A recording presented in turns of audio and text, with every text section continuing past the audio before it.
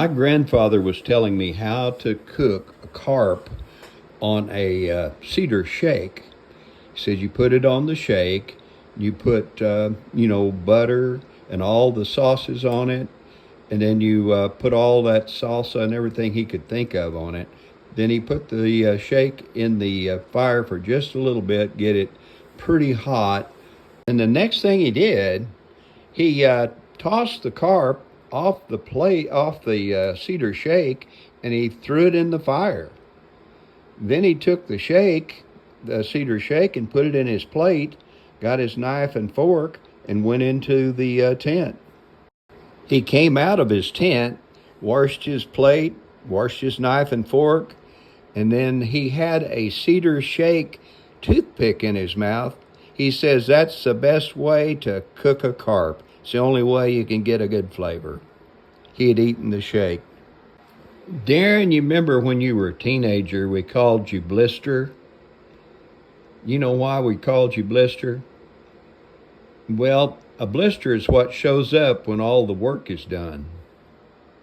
My grandfather was telling me that in Broken Bow, Oklahoma, some city slickers from the city that never hunted before, I don't think, came out and they had an animal on the top of the hood of their car. And they drove it into a deer check station where they check, see if you have a tag to legally shoot a deer.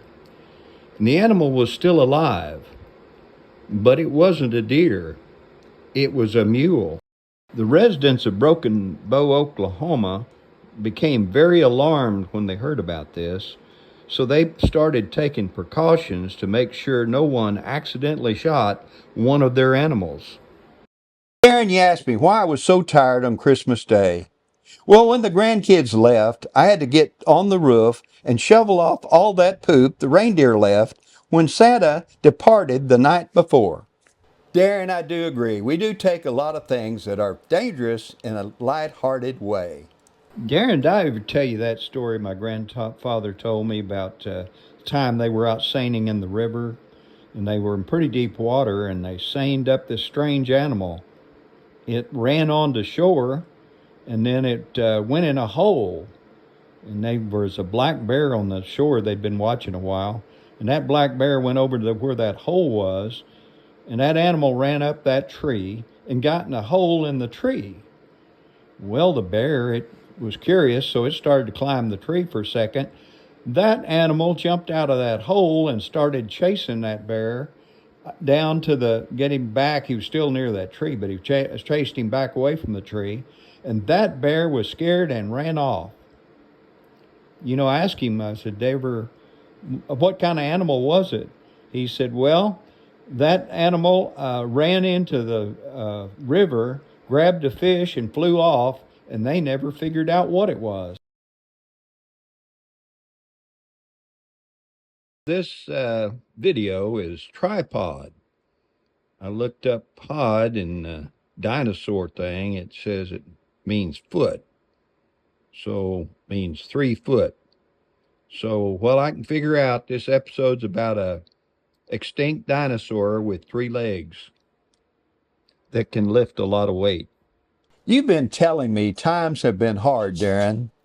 My grandfather told me summers were so hot and hard during the 1929-1930, wolves would hitchhike by the side of the road and get a ride to the nearest creek for water.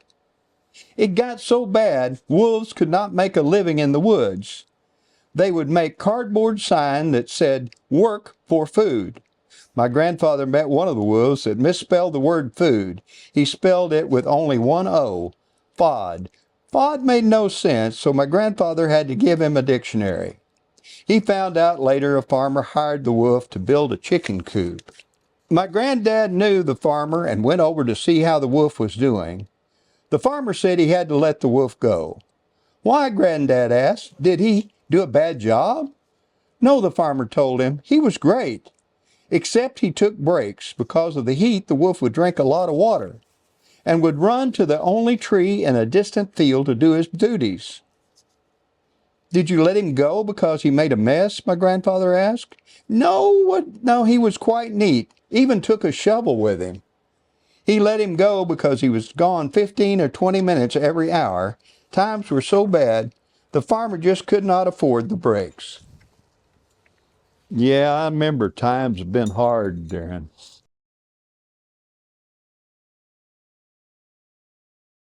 Oh, I was the one that came up with that Teenage Ninja Turtle thing. Oh, yeah? Yeah, I've got the artwork to prove it, but I got the wrong animal.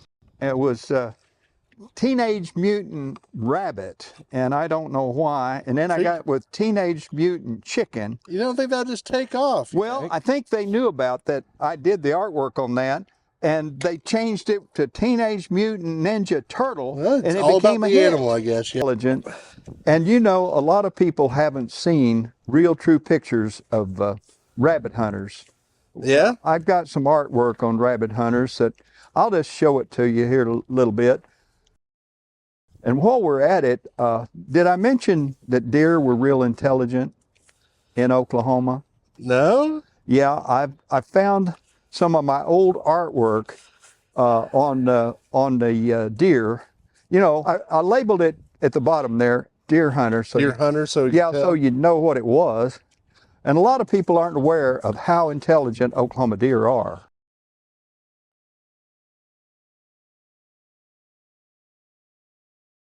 You know it's windy in Oklahoma when you see the chain on the post blowing around.